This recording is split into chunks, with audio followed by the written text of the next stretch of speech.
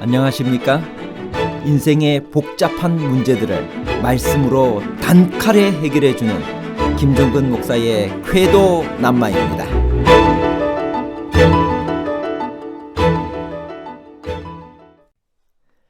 야고보서 1장 1절에 흩어져 있는 12지파란 이스라엘 12지파를 의미하나요? 아니면 박해를 피해 각지에 흩어져 있는 그리스도인들을 총괄하는 말인가요? 실제 이스라엘 12지파와 박해를 피해 흩어져 있는 그리스도인들에 관한 복잡한 문제를 하나님 말씀의 가르침으로 명쾌하게 해결해 드리겠습니다. 흩어져 있는 12지파는 누구인가요? 야고보 1장 1절. 하나님과 주 예수 그리스도의 종 야고보는 흩어져 있는 12지파에게 문안하노라. 이스라엘 12지파란 누구를 말할까요? 야곱과 4명의 부인에게서 난 12아들과 그의 후손들을 이스라엘의 12지파라고 부릅니다. 레아 소생의 자녀들은 르우벤, 시므온, 레위, 유다, 이사갈, 스불론입니다.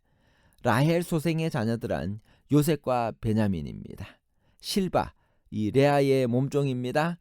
그가 낳은 자녀는 갓, 아셀입니다. 빌하, 라헬의 몸종입니다. 단과 납달리를 낳았습니다. 그래서 통상적으로 이스라엘의 12지파 하면 야곱이 낳은 이 12명의 아들을 이스라엘의 12지파라고 부릅니다.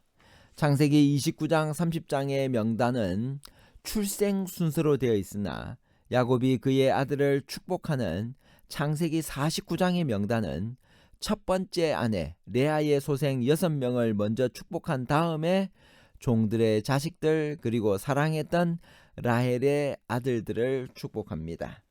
성경에 보면 창세기 29장, 창세기 49장, 에스겔 48장 그리고 또 이 에스겔서에 이 12지파의 이름이 나오는데 그 순서는 시대와 목적에 따라 성경에 불규칙적으로 기록되어 있는 것을 볼 수 있습니다. 에스겔서의 목록에는 지파가 차지하는 땅의 위치 때문에 12지파의 명단이 출생 순서대로 나오지 않고 5번째 아들인 단 지파부터 나옵니다. 또한 요셉 지파 대신 요셉의 2아들 에브라임과 므낫세가 들어있으며 그 대신 분깃을 받지 않은 레위 지파가 빠져 있습니다. 요한계시록에 나오는 지파의 목록에는 12지파가 출생 순서대로 나오지 않으며 단 지파와 에브라임 지파의 이름이 들어있지 않는 것이 다른 지파의 목록과 다른 점입니다. 에브라임은 요셉의 아들이므로 요셉 지파 중에 간접적으로 포함되어 있다고 주장할 수도 있으나 그렇다면 므낫세는 왜 따로 이름이 나오는가에 대해서는 설명하기가 어렵습니다. 일부 주석가들은 단 지파가 누락된 문제를 해결하기 위해서 단 지파에서 적 그리스도가 출현할 것이기 때문에 빠졌다고 주장하기도 하지만 단 지파가 에스겔 48장에서 종말론적인 백성들의 구원에 포함되어 있기 때문에 설득력이 없습니다. 단은 야곱의 5째 아들이며 그의 후손들은 금은 세공 기술자들이 많았으나 그것 때문에 두로의 거민들과 혼인하게 되었습니다. 단 지파는 다윗 왕 때까지는 자기 위치를 지키고 있었으나 그 후로는 점차로 지파를 가리키는 이름으로는 쓰이지 않고 단지 북쪽의 도성을 지칭하는 이름으로만 사용되었습니다.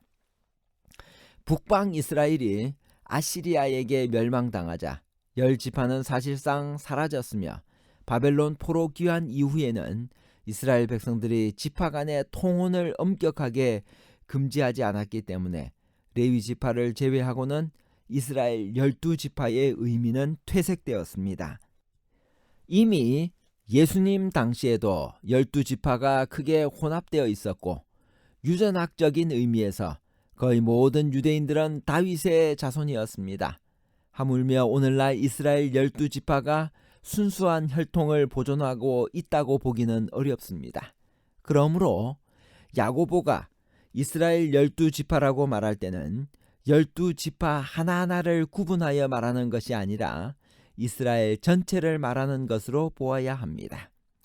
흩어져 있는 12지파란 전 세계에 흩어져 살고 있는 디아스포라, 즉 유대인 전체를 가리키는 말입니다.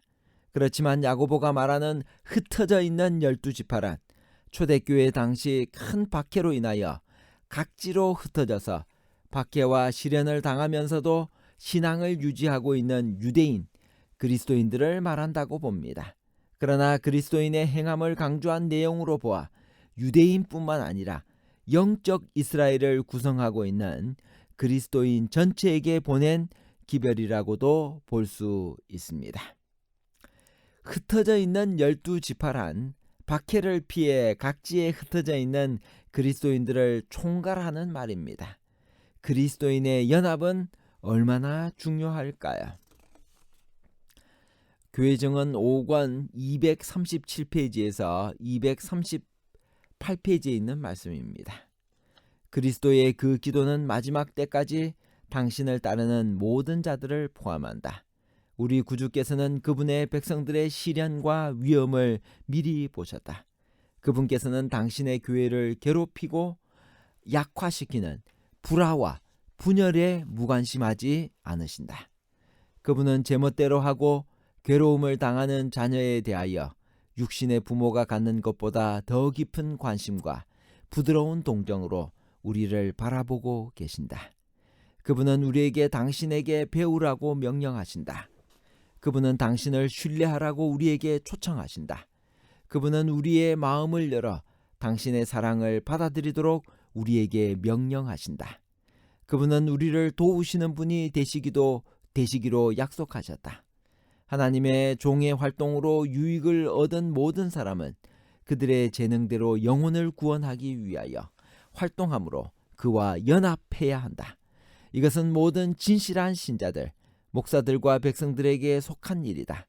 그들은 큰 목표를 언제나 염두에 두고 교회 안에 있는 각자에게 적합한 위치를 감당하기 위하여 노력하고 모두가 질서와 조화와 사랑 가운데 함께 일해야 한다. 그리스도교 신앙에는 이기적이거나 편협한 것은 아무것도 없다. 그 원칙은 확산적이요 공세적이다.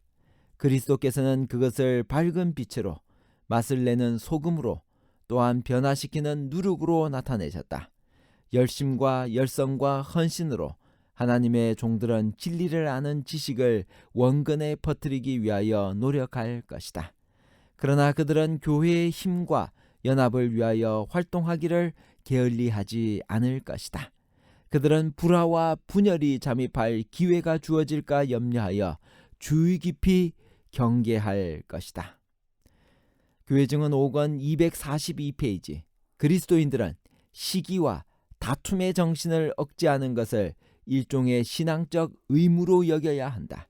그들은 형제들의 우월한 명성이나 번영을 기뻐하되 심지어 그들 자신의 품성이나 업적이 그 그늘에 가리워지는 것처럼 보일 때도 그러해야 한다. 하늘에서 사탄이 추방된 것은 그의 마음속에 간직된 교만과 야망 때문이었다. 이 악들은 우리의 타락한 본성 속에 깊이 뿌리를 내리고 있다. 그러므로 만일 제거되지 않으면 그것들은 훌륭하고 고상한 특성을 모두 가리워버리고 그 해로운 열매로서 시기와 투쟁을 맺게 될 것이다. 재림교 성경 주석은 야고보서 1장 2절의 12지파를 누구라고 말하고 있나요? 야고보서 1장 1절에 대한 재림교 성경 주석입니다. 12지파, 북방 이스라엘의 10지파, 그들의 자손 중 오직 소수만이 팔레스타인으로 돌아왔다. 하지만 신약시대의 이 지파들 중 적어도 일부는 여전히 인지되고 있었다는 증거가 어느 정도 있다. 예를 들어 안나는 아셀 지파였다. 그럼에도 불구하고 야고보는 지파의 유래와는 관계없이 일반적으로 유대인에 대한 집합적 의미를 지닌 12지파라는 용어를 사용하는 듯하다. 어떤 사람들은 야고보가 영적 이스라엘의 12지파에 대해 말하고 있다고 주장하며, 다른 사람들은 그의 편지서가 주로 유대인 그리스도인들에게 보내졌다고 주장한다. 본 주석은 후자의 견해를 선호하지만 어떤 견해를 취하든지 이 편지서의 영적인 교훈은 동일하다. 결론입니다. 첫 번째, 야고보 당시 사실상의 이스라엘 12지파는 더 이상 존재하지 않고 있었습니다. 둘째, 그러므로 12지파는 단지 이스라엘 민족 전체를 나타내는 대명사로 쓰였을 것입니다. 셋째, 특히 흩어져 있는 12지파란 박해를 피해 각지에 흩어져 있는 그리스도인들을 총괄하는 말일 것입니다. 감사합니다.